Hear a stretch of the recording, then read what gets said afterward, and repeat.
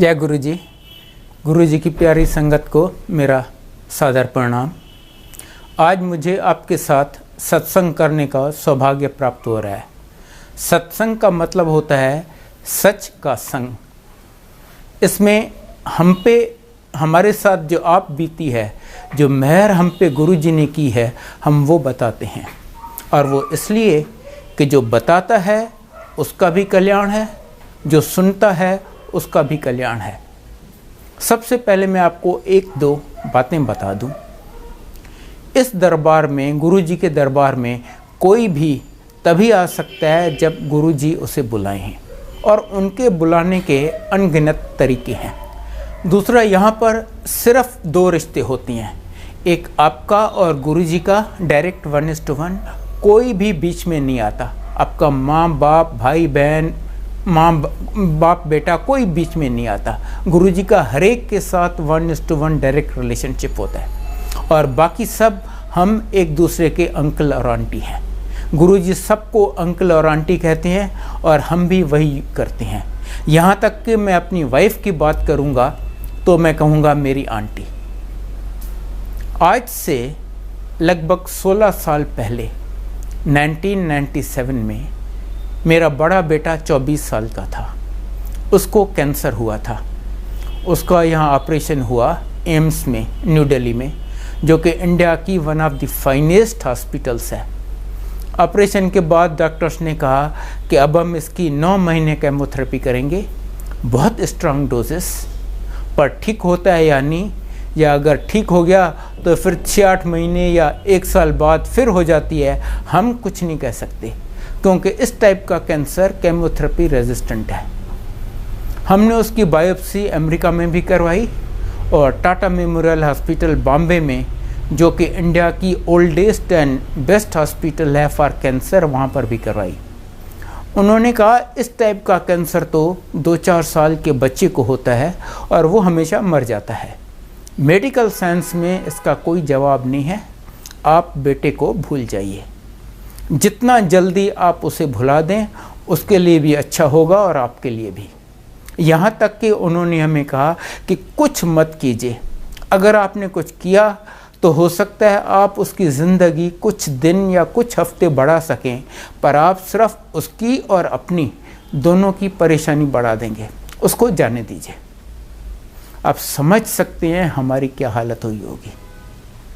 पर अब हमें लगता है कि शायद ये गुरु जी की लीला थी हमें अपनी शरण में बुलाने की, क्योंकि अगर ये नहीं होता तो जैसी मेरी ज़िंदगी जा रही थी, हम शायद गुरु जी के यहाँ जाते ही नहीं। मैं गवर्नमेंट ऑफ इंडिया का एडवाइज़र था, और मेरी आंटी गवर्नमेंट ऑफ इंडिया में चीफ मेडिकल ऑफिसर थी। जैसे गुरु जी की मर्ज़ी, बेटे के कैंसर होने के लगभग 3 महीने बाद मेरी आंटी के किसी कलीग ने बताया कि ऐसे गुरुजी हैं। तब हम पहली बार गुरुजी की शरण गए। और सच तो ये है कि हम इसलिए नहीं गए कि हमें गुरुजी में कोई बहुत विश्वास था, नहीं, सिर्फ इसलिए कि हम मजबूर थे। हमारे पास और कोई रास्ता ही नहीं था, और कोई द्वार था नहीं जो हम खटखटा सकें। पहले दिन गुरुजी ने मेरे बेटे को सिर्फ 2 अक्षर बोले, कल्याण कीता। पर उन 2 अक्षरों में हमें क्या कुछ मिल गया, और अभी तक इस पल तक जो मिल रहा है इतना ज़्यादा है कि मुझ में शक्ति नहीं है कि मैं आपको बता सकूं, और आप सोच नहीं सकते। सबसे पहले तो मैं आपको बेटे का बताऊं। लगभग 3 महीने बाद जब उसका CT स्कैन हुआ, एब्सोल्युटली अनबिलीवेबल रिजल्ट कि शरीर में कैंसर का नामो निशान नहीं है। फिर 6-6 महीने बाद, फिर 1-1 साल बाद CT स्कैन होता रहा, और हर बार सेम रिजल्ट कि शरीर में कैंसर का नामो निशान नहीं है। और जो डॉक्टर्स कहते थे कि आप बेटे को भूल जाइए, कहने लगे आप भूल जाइए कि इसे कभी कुछ हुआ था, he is absolutely all right. फिर गुरुजी कहने लगे मुंडे दाव्या कर लो, मुंडे दाव्या कर लो। हमने लगभग 2 साल अपनी पूरी कोशिश कर ली, पर कहीं बात नहीं बनी। गुरुजी कहते रहे और हम कोशिश करते रहे। आखिर एक दिन जब गुरुजी ने मेरी आंटी को बोला मुंडे दा व्याह कर ले, कहती है गुरुजी लड़की भी आप ही दिलाइए, क्योंकि ये हमारे बस का काम नहीं था। गुरुजी ने कहा ठीक है, तुहानू पंजाबी कुड़ी दिलावांगे, हम सिंधी हैं। हमने कहा गुरुजी न्यूज़पेपर में ऐड दें, क्या करें, कैसे होगा? कहते हैं नहीं नहीं, चुप करके बैठ जाओ, घर बैठे कुड़ी आ जाएगी। अब हमें और क्या चाहिए, हम भी चुप करके बैठ गए। लगभग 2 साल बीते। जैसे गुरुजी ने कहा था, घर बैठे पंजाबी कुड़ी आ गई। आप सोच रहे होंगे ये कैसे हुआ। बेटा कंप्यूटर इंजीनियर है, दिल्ली में लोधी रोड पे CGO कॉम्प्लेक्स है, जहाँ पर गवर्नमेंट ऑफ इंडिया के बहुत ऑफिसेस हैं, ये भी वहाँ पर काम करता है। एक दिन वो कैंटीन में बैठा हुआ था, एक लड़की आई, अच्छे खासे गुड फैमिली की, पढ़ी लिखी, MCA। पहले तो इससे किसी कलीग के बारे में पूछा कि मैंने उसके अंडर ट्रेनिंग की है, अब वो कहाँ है। इसने बताया कि नहीं, उसको वो तो ये ऑफिस छोड़ के चला गया है। फिर वो 1-2 बार मिली, उसके बाद एक दिन उसको कहती है कि मेरे पेरेंट्स आपके पेरेंट्स से मिलना चाहते हैं मैट्रिमोनियल के लिए। इसने बताया कि देखो ये मेरी हिस्ट्री है, मुझे इस टाइप का कैंसर हो चुका है, आज मैं गुरुजी की कृपा से ठीक हूँ, पर मैं सच्चाई तुमसे छुपाना नहीं चाहता। कहती है कोई बात नहीं। उसके पेरेंट्स हमारे यहाँ आए, प्रपोज किया, हमने गुरुजी से पूछा, गुरुजी कहते हैं हाँ कर लो ब्याह। शादी हो गई। शादी के बहुत जल्द बाद गुरुजी ने मेरे बेटे को कहा अब अपनी फैमिली बढ़ा। तब पता चला कि लड़की को 2-3 प्रॉब्लम्स हैं जिसकी वजह से उसका माँ बनना बहुत मुश्किल है, और कैंसर वाले आदमी को तो कभी बच्चा हो ही नहीं सकता। 4 साल इन्होंने पता नहीं कितने स्पेशलिस्ट को कंसल्ट किया, सब ने कहा भूल जाइए, आपको अपना बच्चा होने का सवाल ही नहीं पैदा होता, चाहो तो किसी को गोद ले लो। 31 दिसंबर 2005 को गुरुजी न्यू ईयर्स ईव सेलिब्रेट कर रहे थे बड़े मंदिर में। वो अपने हाथ से प्रसाद दिया करते थे। जब मेरी बहू को प्रसाद दिए, बोले ले तेनू दवाई देती। उसी महीने जनवरी में उसने कंसीव किया। कुछ टाइम बीता, संगत से कोई अनजान आंटी आके उसको कहती है कि गुरुजी ने हमें सपने में कहा है कि तुम्हें जुड़वा बच्चे हैं। अब देखिए, उसको नहीं पता, उसके डॉक्टर को नहीं पता, मदर इन लॉ डॉक्टर है उसको नहीं पता, संगत से कोई अनजान आंटी आके बताती है कि तुम्हें जुड़वा बच्चे हैं। फिर प्रेगनेंसी में बहुत सीरियस प्रॉब्लम्स आए, रियली सीरियस। हर बार डॉक्टर्स ने हाथ खड़े कर दिए कि ये हमारे बस का नहीं है, हम कुछ नहीं कर सकते। पहले उसको सीवियर ब्लीडिंग हो गई। डॉक्टर्स ने कहा ऑब्वियसली मिसकैरेज हो रहा है, you take absolute bed rest, even bathroom तक जाना नॉट अलाउड, आगे आपकी किस्मत, हमारे करने लायक कुछ भी नहीं है। इसके बाद बच्चों का प्लेसेंटा माँ से अलग हो गया, मतलब बच्चों को ब्लड सप्लाई, ऑक्सीजन कुछ भी नहीं मिलेगा। डॉक्टर्स ने कहा अब तो अगर कोई 1% 2% उम्मीद थी ना, अब तो वो भी गई, अब तो भूल जाओ इस प्रेगनेंसी को। पर इनकी मेहर के आगे तो कोई जवाब नहीं है। इनकी कृपा देखिए, उस हालत में भी जब बच्चों को ब्लड सप्लाई, ऑक्सीजन कुछ भी नहीं मिल रहा, प्रेगनेंसी चलती रही। वो 22 अक्टूबर को ड्यू थी। गुरुजी ने उसे डेट तक पहले बता दी 21 सितंबर, और 21 सितंबर को उसने जुड़वा बच्चे डिलीवर किए, लड़का और लड़की। गुरुजी मेरे बेटे को कहते हैं देखो मैंने एक झटके में तुम्हारी फैमिली कंप्लीट कर ली, इवन मेरे से तुम्हें फिर नहीं मांगना पड़ेगा। और मेरी आंटी को कहती है आंटी कदी वेख्या है, कदी सुनिया है कैंसर वाले बंदे नू बच्चा हो जाए, मैं तेरी डॉक्टरी फेल कर देती। ये हैं हमारे गुरुजी, साक्षात शिव जी। आप उन्हें शिव जी कहिए, महाशिव कहिए, परमेश्वर कहिए, whatever, he is the ultimate. उनके ऊपर कुछ भी नहीं है, कुछ भी नहीं। शिव पुराण में लिखा है कि शिव जी ने ब्रह्मा, विष्णु और महेश पैदा किए और उनको काम डिवाइड कर दिया। ब्रह्मा जी का काम था सृष्टि की रचना करना, विष्णु जी का उसका धर्म अनुसार पालन पोषण करना, और रुद्र का जब पाप बहुत बढ़ जाए तो सर्वनाश, प्रलय कर देना, ताकि नई सृष्टि की धर्म अनुसार रचना हो सके। ब्रह्मा जी से सृष्टि की रचना नहीं हो रही थी। उन्होंने शिव जी को रिक्वेस्ट किया, महाराज ये काम भी आप ही कीजिए। शिव जी ने फटाफट अपने जैसे कई शिवगण पैदा कर दिए, सब 3 आंखों वाले, जटाधारी, नीलकंठ। ब्रह्मा जी कहते हैं नहीं महाराज, नहीं, ऐसे नहीं, आप ऐसे जीवों की उत्पत्ति कीजिए जो जन्म मरण के चक्कर में चलते रहें, जो जीवन मृत्यु से डरते हों। शिव जी कहते हैं नहीं, ऐसे पापी जीवों को मैं नहीं पैदा करूंगा, ऐसे जीवों की उत्पत्ति तो तुम ही करो। मैं कभी कभी गुरु बन के पृथ्वी पर उनका कल्याण करने के लिए आऊँगा, और इस बार वो हमारे गुरु जी के रूप में हमारा कल्याण करने के लिए आए थे। गुरु जी बार बार कहते थे, मैं सिर्फ अपनी संगत का कल्याण करने के लिए आया हूँ। आपको पता ही नहीं मैं कितने जन्मों से आपके साथ जुड़ा हुआ हूँ, मैं अपनी उस संगत को इकट्ठा करने के लिए आया हूँ।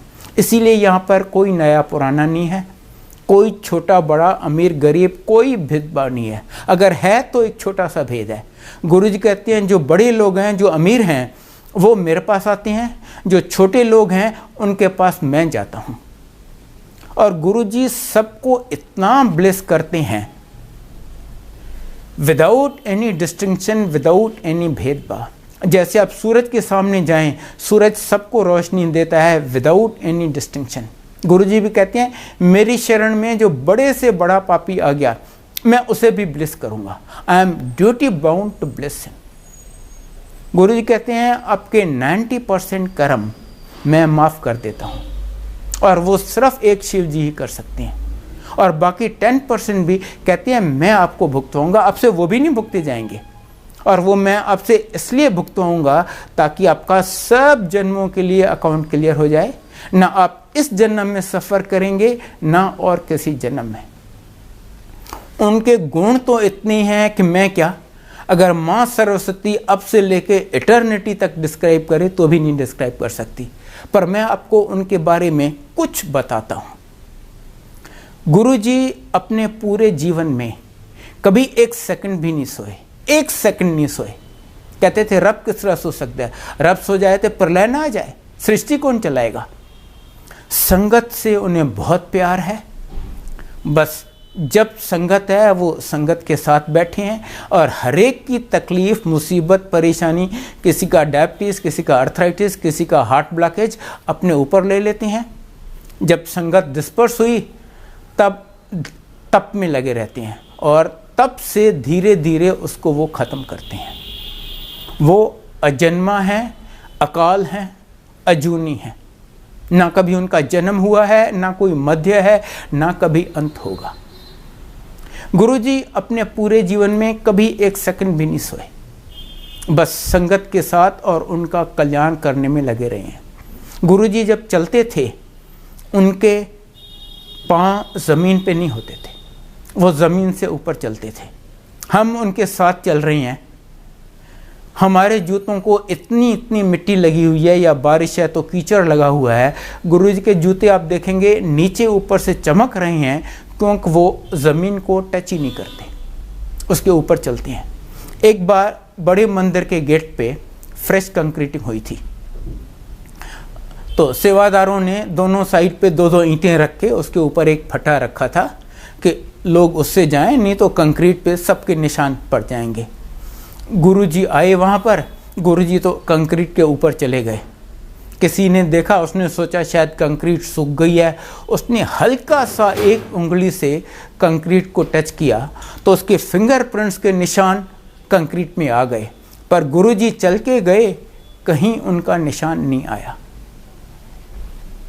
जो बहुत सिंपल वर्ड्स में कहते हैं कि God is omniscient, omnipresent and omnipotent.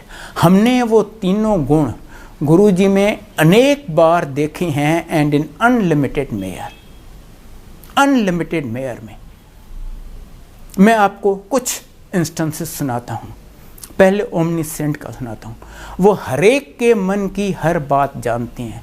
एक बार उनके यहाँ 3 दोस्त आए एम्पायर स्टेट में, जहाँ गुरुजी संगत करते थे। जब वहाँ से वो निकले, उन्होंने सोचा चलो सीरियस काम बहुत हो गया है, अब थोड़ा एंजॉय करते हैं। वो गए रेस्टोरेंट में, जाके उन्होंने शराब और कबाब ऑर्डर किए। आपने देखा होगा कई लोग यहाँ पर गुरुजी की फ़ोटो लगाते हैं, उन्होंने भी बाय चांस तीनों ने लगाई हुई थी, तो जिसकी तरफ देखें सामने गुरुजी की फ़ोटो देख रही हैं। उन्होंने कहा नहीं नहीं ये अच्छा नहीं लगता। तीनों ने अपनी फ़ोटो उतार के चौथी कुर्सी पे उल्टी करके रख दी। उसके बाद फ्री होके शराब और कबाब एंजॉय किए। अगले दिन वो गुरुजी के यहाँ गए, जैसे ही अंदर घुसे गुरुजी कहते हैं क्यों अंकल कल खूब एंजॉय कीते शराब ते कबाब? हाँ जी गुरुजी। ते की कीता? गुरु ਨੂੰ ऊंधा करके कुर्सी ते रख देता कि हुण गुरु वेख नहीं सकता। और कमलो मैं तुहानू कदी मना कीता है इहो जिहे कमां तो? वो मैं उनसे क्या छुपाऊंगा, वो हमारा हर बात हर मोमेंट जानते हैं। द मोमेंट आप उनके सामने जाएं, आपके अगले पिछले सब जन्मों का सीटी स्कैन हो जाता है। He knows everything about you and he is present everywhere. आप उन्हें याद करके तो देखिए, जहां आप उन्हें सच्चे दिल से याद करेंगे उन्हें अपने बगल में पाएंगे। एक बार दिल्ली में उनका कोई भगत बहुत बीमार था। नेचुरली वो गुरुजी को बहुत याद कर रहा था। अचानक दरवाजे पे नॉक हुई, इन्होंने दरवाज़ा खोला, देखा सामने गुरुजी। बहुत खुश हुए, गुरुजी अंदर आए, उसको ब्लेस किया, उसकी सारी तकलीफ़ें तो वहीं दूर हो गईं। 5-7 मिनट गुरुजी बैठे। जाते वक्त गुरुजी कहते हैं देखो मुझे छोड़ने कोई नहीं आएगा, मैं खुद चला जाऊंगा और मेरे जाने के 10 मिनट बाद तक कोई ये दरवाज़ा नहीं खोलेगा। उन्होंने वैसा ही किया। 10 मिनट बाद जब उन्होंने दरवाज़ा खोला, उन्होंने सोचा अरे गुरुजी तो आजकल जलंधर में हैं, वो दिल्ली आए हुए हैं, पता तो लगाएं गुरुजी कहाँ रुके हैं, कल फिर जाके उनकी ब्लेसिंग्स ले लेंगे। उन्होंने जलंधर के मंदिर में फ़ोन किया जहाँ गुरुजी बैठते थे। किसी सेवादार ने फ़ोन उठाया, इन्होंने पूछा अंकल वो गुरुजी दिल्ली में किसके यहाँ रुके हैं? तो वो कहते गुरुजी दिल्ली में? गुरुजी तो यहाँ मेरे सामने बैठे हुए हैं। वो हर जगह हैं, हर जगह हैं, सिर्फ अपने भगत को ब्लेस करने के लिए जब जहाँ वो प्रकट हो जाते हैं। उनसे कोई बात छुपी नहीं है, त्रिकालदर्शी हैं। एक बार उनके यहाँ कोई गया, कहता गुरुजी आज मैं पहली बार आपके दर्शन कर रहा हूँ। गुरुजी कहते हैं नहीं, हम 20 साल पहले मिल चुके हैं। उसने ज़िद किया नहीं गुरुजी मैं आज पहली बार आपके दर्शन कर रहा हूँ। गुरुजी कहते हैं याद कर, आज से 20 साल पहले वो जो देहरादून के पास वो फलां जंगल है ना, वहाँ पर कोई महापुरुष बैठा तप कर रहा था, आप वहाँ पर गए, आप 5 फूल लेके गए, वो वहाँ पर रखे, कुछ देर वहाँ बैठे और 2 फल उठाए और एज प्रसाद उनको लेके तुम चल दिए और 3 फल वहीं छोड़ के गए। वो मैं ही तो था जिसके सामने तुम बैठे थे। अब ऐसा इंसिडेंट किसी की ज़िंदगी में रोज़ नहीं आता। उसको इमीडिएटली याद आ गया। कहते पर गुरुजी आप तो उस समय तप में लीन थे, आपने तो मुझे आंखें खोली ही नहीं, आपने तो मुझे देखा ही नहीं। गुरुजी कहते हाँ पर मेरी तीसरी आंख तो खुली थी। आपको पता है शिव जी की 3 आंखें हैं, वो अपनी तीसरी आंख से हमें देख लेते हैं। करने को वो कुछ भी कर लेते हैं। मैंने आपको अपने बेटे का बताया कि कैसे एब्सोल्युटली इम्पॉसिबल केसेस में उसको बच्चे दे दिए। मैं आपको एक और इंस्टेंस बताता हूँ। एक लड़की थी, उसको कोई मेडिकल प्रॉब्लम थी, उसको बच्चा नहीं हो सकता था। नेचुरली उसके पेरेंट्स ने डिसाइड किया कि इसकी शादी कैसे करवाएंगे। एक दिन गुरुजी उनको कहते हैं ओ कुड़ी दा ब्याह कर लो। उन्होंने सोचा गुरुजी को क्या पता हम क्यों नहीं शादी करवा रहे, सुना अनसुना कर दिया। गुरुजी ने फिर कहा, आखिर इन्होंने गुरुजी को बताया गुरुजी इसको बच्चा नहीं हो सकता इसीलिए शादी नहीं कर रहे। गुरुजी ने कहा शादी ब्याह तो करवा लो, बच्चा भी दे देंगे पर एक को ही देंगे। वो बड़े खुश हुए, उन्होंने उसकी शादी करवा दी। इन ड्यू कोर्स वो प्रेग्नेंट भी हो गई। उसको पता था एक ही बच्चा होना है, बहुत एंक्शस थी जानने के लिए कि लड़का है या लड़की है। उसने अल्ट्रासाउंड करवाया, पता चला लड़की है। आप जानते हैं हमारी सोसाइटी, वो ज़रा डिसअपॉइंट सी हो गई कि काश ये लड़का होता, पर गुरुजी को कुछ कहने की हिम्मत नहीं पड़ी। गुरुजी तो जानी जान है। जब वो ऑलमोस्ट ड्यू थी, एक दिन गुरुजी उससे पूछते हैं, और हुणते तू खुश है ना? क्या जवाब दे वो? जिसको बच्चा ही नहीं हो सकता, बच्चा हो रहा है, वो ना कैसे बोले? और उसे लड़का चाहिए, लड़की हो रही है, वो हाँ कहना नहीं चाहती थी। उसने बहुत हल्के से बोला, हाँ जी गुरुजी। गुरुजी कहते हैं, क्यों तू खुश नहीं है? कहती है, गुरुजी अगर एक ही बच्चा होना था तो काश वो लड़का होता। गुरुजी कहते हैं, ताकि हो गया, उन मुंडा कर देंगे, पर हम अल्ट्रासाउंड ना करवाएं।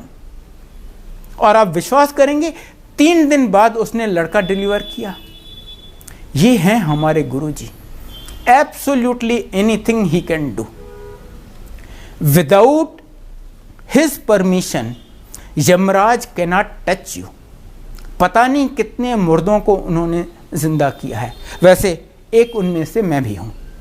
आज से 9 साल पहले मैं एम्स के ICU में डेड डिक्लेयर हो चुका था। माई हार्ट हैड स्टॉप्ड, मेरी पल्स एब्सेंट थी। सिर्फ इनकी कृपा है कि आज मैं आपके सामने खड़ा हूँ, मैं बोल रहा हूँ। मैं आपको एक और इंस्टेंस सुनाता हूँ। एक बार एम्पायर स्टेट में संगत चल रही थी। एक अंकल और आंटी थे, उनको अर्थराइटिस की प्रॉब्लम थी, वो ऐसे नीचे नहीं बैठ सकते थे। वो एंट्रेंस के पास सीढ़ियों में बैठे हुए थे। ऊपर से कंक्रीट का एक भारी गमला अंकल के ऊपर गिरा और अंकल को काफ़ी चोट आई। संगत चल रही थी, गुरुजी बैठे हुए थे अपने सिंहासन पे, पर वो ऐसे बैठे रहे as if nothing has happened. संगत परेशान हो गई। एक तो वो गमला इतना भारी था और इतनी अच्छी तरह रखा हुआ था, गिर नहीं सकता था। दूसरा, गुरुजी बैठे हैं वहाँ पर अपने भगत के लिए कुछ भी नहीं कर रहे। This nobody ever expected. आखिर संगत से किसी ने एम्बुलेंस बुलाई और उसको हॉस्पिटल भेज दिए। हॉस्पिटल में उन्होंने अश्योर किया, कहते हैं नहीं जी कोई घबराने वाली बात नहीं है, सुपरफिशियल इंजरीज हैं। फर्स्ट एड के बाद उसको डिस्चार्ज कर दिए। अगले दिन वो अंकल और आंटी फिर एम्पायर स्टेट में आए। गुरुजी उस आंटी को बुलाते हैं, आंटी इधर आ, तू खड़ी होके इन्होंने दस तू कल की व्याख्या सी। तो वो आंटी खड़ी होके सुनाती है, कहती है कल मैं वहाँ पर सीढ़ियों में अपने अंकल के साथ बैठी थी, वहाँ यमराज आया, वो मेरे हस्बैंड को ले जाने लगा। गुरुजी उधर बैठे हुए थे, उनके शरीर से एक और गुरुजी निकले और वो चल के यहाँ पर आए और यमराज को बोले नहीं ये मेरा भगत है, आज तू इसको हाथ नहीं लगाएगा।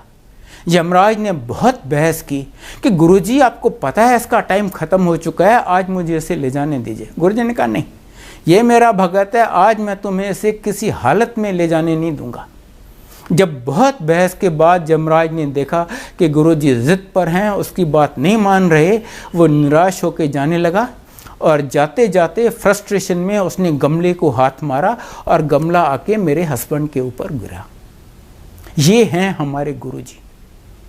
बड़ी से बड़ी बीमारी और कुछ नहीं है तेनू वहम ना की तकर, ये कह के ठीक कर दिया। बड़ी से बड़ी मैं आपको अपनी मदर का सुनाता हूँ। मेरी माँ लगभग 80 साल की थी। उनको 20-25 साल से इंसुलिन के इंजेक्शन लगते थे और आपको शायद पता हो इंसुलिन का इंजेक्शन एक बार लगना शुरू हो मरने दम तक कभी बंद नहीं होता। उनको अर्थराइटिस की प्रॉब्लम थी, वो चौकी मार के नीचे नहीं बैठ सकती थी। हार्ट की प्रॉब्लम थी, लिवर की, डाइजेशन की, आप जो बोलें।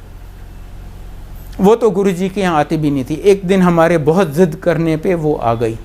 गुरुजी ने कहा बैठ जा, वो चुप करके नीचे बैठ गई। 1.5-2 घंटे के बाद जब उठी कहती अरे मैं आज नीचे कैसे बैठ गई, मैं तो चौकी मार के बैठ ही नहीं सकती। और बस उस दिन के बाद उसने चौकी मार के बैठना शुरू कर दिया। अर्थराइटिस ख़त्म। फिर गुरुजी ने उसको बर्फ़ी प्रसाद दिया। कहती हाय मुझे तो रोज़ इंसुलिन के इंजेक्शन लगती हैं, ये मैं इतना मीठा कैसे खाऊंगी। प्रसाद है चलो ज़रा सा खा लिया, बाकी रख लिया कि घर चल के बच्चों को दे देंगे। 2 मिनट बाद गुरुजी, वहाँ इतना क्राउड था कि गुरुजी देख नहीं सकते थे कि किसने प्रसाद खाया किसने नहीं खाया। 2 मिनट बाद गुरुजी ने उसे फिर बुलाया, पहले से ज़्यादा बर्फ़ी दिए और बोले ये यहीं खानी है। अब वो घबरा गई, अब तो मैं फंस गई, अब मैं क्या करूं। संगत से सबने आके समझाया कि देखो अगर आप यहाँ खाते हो तो ये आपकी दवाई है, घर जाके खाते हो तो मिठाई है। उसने वो सारी खा ली। और रिज़ल्ट ये हुआ कि 8-10 दिन में उसका इंसुलिन का इंजेक्शन लगना बंद हो गया। डॉक्टर ने कहा diabetes is well under control, रोज एक टैबलेट खा लिया करो। ऐसे ऐसे तो वो आपकी बीमारियां ठीक करती हैं। ही can do absolutely anything, absolutely anything. एक बार एम्पायर स्टेट में संगत चल रही थी, अचानक काफ़ी ज़ोर का अर्थक्वेक आया। सारी संगत घबराने लगी। गुरुजी एक टांग दूसरी टांग के ऊपर रख के बैठे हुए थे, उन्होंने वो टांग नीचे ज़मीन पे रखी और धरती शांत हो गई। सूरज चमक रहा है, एक क्लाउड नहीं है, वो बारिश करवा देती हैं, या इतने ज़ोर की बारिश होती है वो उसे बंद करवा के सूरज चमका देते हैं। कहते हैं सूरज रोज सवेरे मुझे प्रणाम करता है, उसके बाद निकलता है। मैं अगर एक उंगली उठाऊं तो सूरज ठंडा हो जाए। Absolutely anything he can do and he does. और हमने ये सब अपनी आंखों से देखा हुआ है। मैं आपको वेरी ब्रीफली बताता हूं कि मुझे उन्होंने क्या दिया है। मुझे उन्होंने बताकर 3 बार नई जिंदगी दी है, जिसमें से एक बार मैंने आपको बताया कि मैं मर चुका था और मुझे उन्होंने रिवाइव किया है। 2 बार उन्होंने मुझे मरने से बचाया है, और बिन बताए तो पता नहीं कितनी बार नई ज़िंदगी दी है। मेरी आंटी को नई ज़िंदगी दी है। बड़े बेटे का मैंने आपको बताया कैंसर ठीक किया, वो जो मर रहा था, जिसको हर जगह से जवाब मिल चुका था। छोटे बेटे को नई ज़िंदगी दी है। दोनों बहुएं उन्होंने दी हैं। जिस मकान में मैं गुड़गांव में रहता हूँ, मेरी हैसियत नहीं थी बनाने की, सिर्फ उनकी कृपा से बना है, और बहुत बहुत कुछ दिया है। बताइए मैं बदले में उन्हें कोई दे सकता हूँ? वो तीनों लोगों के मालिक, हम एक बड़े भिखारी उनके सामने। इसीलिए गुरुजी कहते हैं कुछ नहीं करना। और जहाँ तक पूजा पाठ का सवाल है, आपने शायद पढ़ा हो, देवी पार्वती को 3000 वर्ष कठोर तप करना पड़ा था, तब शिव जी के दर्शन हुए। हमारी किसी की तो ऐसी हैसियत है नहीं। इसीलिए गुरुजी कहते हैं कुछ आपके बस का नहीं है।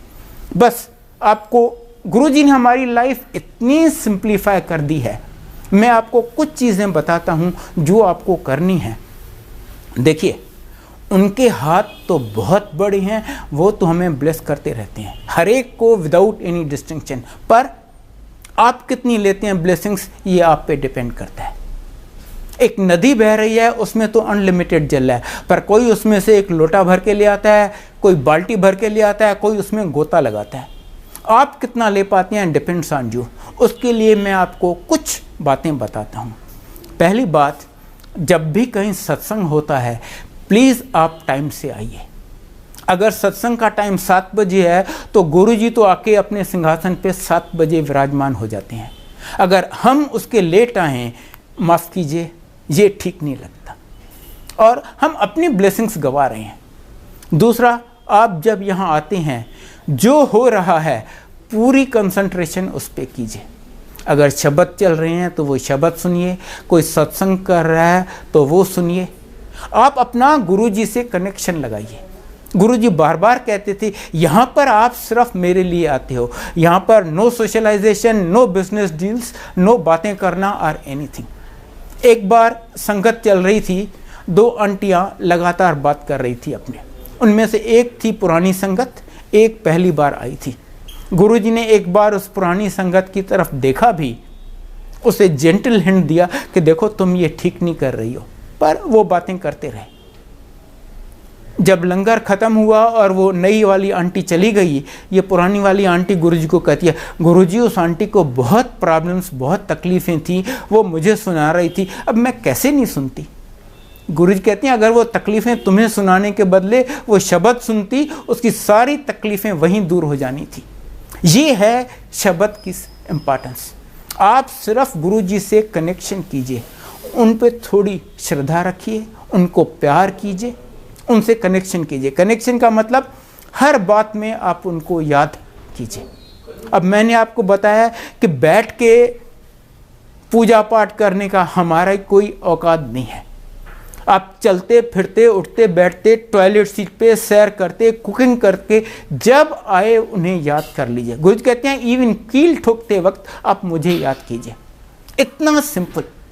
उन्होंने हमें हर वहम, हर बंधन से निकाल दिया। कहते हैं आपके बस का कुछ है ही नहीं, बस आप सिर्फ आते यहाँ रहो, मेरे से कनेक्शन करो, जब हो सके तो मुझे याद करो, जितना हो सके लोगों का भला करो। अगर आप भला नहीं कर सकते तो नहीं, पर किसी का बुरा मत करो। दूसरा गुरुजी कहते हैं नो ABC। ए मतलब अब्यूज, किसी को अब्यूज मत करो। बी मतलब ब्लेम, किसी को ब्लेम मत करो। सी मतलब क्रिटिसाइज, किसी को क्रिटिसाइज मत करो। बस उनसे कनेक्शन करो, लीव एवरीथिंग टू हिम। उनसे कुछ मांगो नहीं, सिर्फ मानो।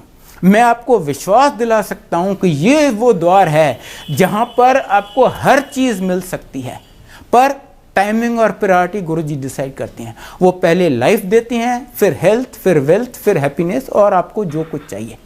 अगर कोई चीज आपको इस द्वार पे नहीं मिलती, रेस्ट एश्योर्ड वो आपके लिए अच्छी नहीं है।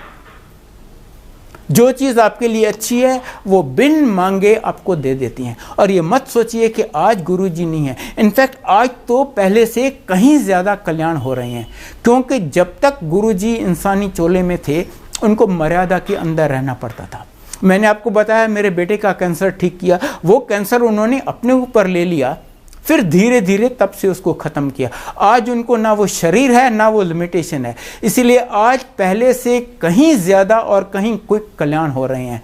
तो बस जिस दिन आप गुरुजी के यहाँ आते हैं, I can assure you proves A turning point in your life. उसके बाद आप कभी मुड़ के नहीं देखते। आज गुरुजी की संगत करोड़ों में है, and I can assure you उनमें से एक भी ऐसा नहीं मिलेगा आपको जो ये कह सके कि जब मैं गुरुजी के यहाँ आया था आई वॉज बेटर ऑफ। नहीं, in every respect everybody is better off than वो वहाँ पर आया। बस आप यहाँ आते रहिए, लीव एवरीथिंग टू हिम, और देखिए आपकी ज़िंदगी कैसे चमका देते हैं। मैं आपको एक इंस्टेंस बता रहा हूँ कि गुरुजी अपने भक्तों की लाज कैसे रखते हैं। एक बार कोई 20-25 आदमियों का ग्रुप माता वैष्णो देवी पे जा रहा था। ट्रेन रात को 11-11:30 बजे थी। उनमें से एक गुरुजी का भगत था। उसने सोचा ट्रेन तो इतना लेट है, चलो मैं तब तक गुरुजी के मंदिर से होके आता हूँ। वो गुरुजी के यहाँ गए। वहाँ पर स्ट्रिक्ट रूल है कि जब गुरुजी आपको आज्ञा दें तभी आप वापस जा सकते हैं। वो बैठा रहा जब तक गुरुजी उसे आज्ञा दें, और गुरुजी ने जब तक उसको आज्ञा दी, बहुत लेट हो गया था, तब तक उसकी ट्रेन चली गई। और ऐसा हुआ कि बाय चांस जो 20-25 लोग जा रहे थे सबकी टिकटें इसी के पास थीं। जब गुरुजी ने उसे आज्ञा दी और वो स्टेशन पे पहुंचा तो उसके सब दोस्त उस पर बहुत गर्म हो गए। यार तुम अच्छी आदमी हो, पता नहीं कौन से गुरु के पास चले गए और हमारी भी इतनी बढ़िया ट्रिप वैष्णो देवी की मिस करवा दी। अच्छे रिस्पॉन्सिबल आदमी हो तुम तो। इसके पास तो कोई जवाब था नहीं। सामने से एक टीटी दौड़ता हुआ आया। कहता है क्या है भाई साहब, किस बात पे इतना शोर हो रहा है? उन्होंने कहा देखो ना, ये पता नहीं कौन से बाबे के पास चला गया और हमारी ट्रेन मिस करवा दी। तो टीटी कहता है क्या बात है? वो एक नई ट्रेन शुरू हुई है ना, श्रद्धा एक्सप्रेस, वो वहाँ खड़ी है सामने प्लेटफॉर्म पे, आप उसमें चले जाइए ना। वो अभी रिसेंटली शुरू हुई है, कई लोगों को उसका पता भी नहीं है, आपको उसमें जगह मिल जाएगी। ये गए उस प्लेटफॉर्म पे, देखा ट्रेन खड़ी है जिसमें एक भी पैसेंजर नहीं है। कैन यू इमेजिन, इंडिया में ट्रेन जिसमें एक भी पैसेंजर नहीं हो। ये सब एक डिब्बे में बैठे और जैसे ही बैठे ट्रेन चलना शुरू हो गई, इनको जम्मू ले गई। वहाँ से ये गए माता पे, दर्शन किए बहुत अच्छे। जब वापस आए इन्होंने सोचा यार ये ट्रेन तो बहुत अच्छी है, जाते वक्त हमें इतना लेट चली फिर भी हमारी शेड्यूल ट्रेन से भी पहले पहुंचा दिया, चलो हम इस ट्रेन से चलते हैं। गए बुकिंग विंडो पे कि जी हमारा ये टिकट चेंज कर दीजिए, हम श्रद्धा एक्सप्रेस से वापस जाना चाहते हैं। वो बुकिंग विंडो क्लर्क कहता है कौन सी श्रद्धा एक्सप्रेस, ऐसी तो कोई ट्रेन है ही नहीं। कहते हैं यार कमाल करते हो, 2 दिन पहले तो हम इस ट्रेन से आए हैं। कहते हैं जनाब अगर ऐसी कोई ट्रेन होती तो सबसे पहले मुझे ही पता होता, ऐसी कोई ट्रेन नहीं है। उसके बाद ये अपनी नॉर्मल ट्रेन से वापस आए। अगली बार जब ये गुरुजी के यहाँ गया, गुरुजी इसको कहते हैं क्यों अंकल कैसी रही जम्मू की ट्रिप? फिर गुरुजी कहते हैं जब अपने भगत पे बन आती है ना तो गुरुजी को कुछ करके दिखाना पड़ता है। वो श्रद्धा एक्सप्रेस उन दिनों थी ही नहीं कोई, उससे कोई 5-7 साल बाद अब शुरू हुई है, 2 साल हुए हैं ये ट्रेन शुरू हुई है, श्रद्धा एक्सप्रेस। ये हैं हमारे गुरुजी, और इस हद तक वो जाते हैं हमारी लाज रखने के लिए। मैं आपको फाइनली एक इंस्टेंस बताता हूँ, रादर 1.5 इंस्टेंस बताता हूँ।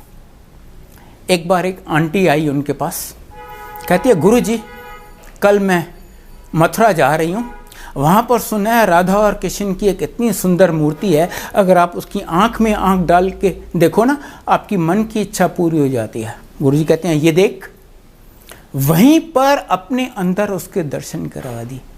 कहते हैं सब तो मेरे से ही निकले हैं। एक सरदार आया उनके पास, गुरुजी ने पूछा की चाहिए तेनू? कहते हैं गुरुजी मुझे गुरु नानक देव के दर्शन करवा दो।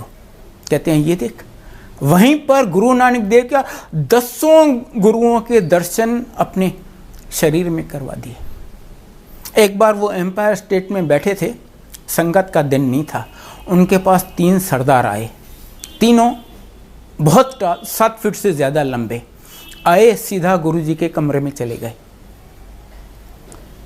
वहाँ गुरुजी ऊपर बैठे हुए थे, ये नीचे बैठ गए।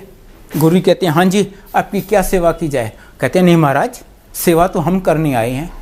वो गए किचन में, जाके कन्हा साहब का प्रसाद बना के ले आए, गुरुजी को ऑफ़र किया, गुरुजी ने भोग लगाया, उसके बाद उन तीनों को दिया एज प्रसाद। उन्होंने वो प्रसाद लिया, कुछ देर बातचीत होती रही और फिर तीनों उठे और चल दिए। संगत का दिन नहीं था, बाहर सिर्फ एक सेवादार बैठा हुआ था, वो बड़ा क्यूरस था। कहते यार ऐसी पर्सनैलिटी तो मैंने कभी देखी नहीं, देखूं तो सही ये कौन है, कहाँ से आए हैं, क्यों आए हैं। वो उनके पीछे पीछे गया, मेंटेनिंग थोड़ा सा रेस्पेक्टेबल डिस्टेंस। जहाँ ज़रा सी टर्निंग आई, तीनों गायब हो गए। ये दौड़ता हुआ एम्पायर स्टेट कॉम्प्लेक्स के गेट पे पहुंचा और वॉचमैन से जाके पूछा, अरे भाई वो तीनों सरदार कहाँ गए, वो जो इतने लंबे आए थे? वो कहते हैं कौन से सरदार? और मैं यहाँ 2.5 घंटे से ड्यूटी पे हूँ, ऐसा कोई सरदार ना यहाँ से अंदर गया है ना कोई बाहर आया है। ये और कुछ तो कर नहीं सकता था, वापस आ गया। गुरुजी तो जानी जान है, उनको तो पता है ये कहाँ गया है, क्यों गया है। जैसे ही ये अंदर घुसा, गुरुजी कहते हैं क्यों वो सरदार लब्बे नहीं? और ब्रह्मा विष्णु महेश सी, इमेजिन ब्रह्मा विष्णु महेश जिनके दर्शन करने आते हैं, वो क्या चीज़ हैं। हम सब बहुत भाग्यशाली हैं कि उन्होंने हमें अपनी शरण में बुलाया है। ये सिर्फ उनकी कृपा है, उनकी मेहर है। बस मेरी आपसे यही विनती है कि आप यहाँ आते रहिए और उनकी ब्लेसिंग्स लेते रहिए। गुरुजी कहते हैं जब आप यहाँ आते हो, आप अपनी अकल और रफल होती है ईगो, इनको बाहर जूतों के साथ छोड़ के आओ, क्योंकि यहाँ जो होता है वो आदमी की सोच या मेडिकल साइंस से परे है। गुरुजी स्टार्स जहाँ मेडिकल साइंस या आदमी की सोच खत्म होती है। बस आप यहाँ आते रहिए, सब उन पे छोड़ दीजिए और देखिए आपकी ज़िंदगी कैसे चमक जाती है। जय गुरुजी।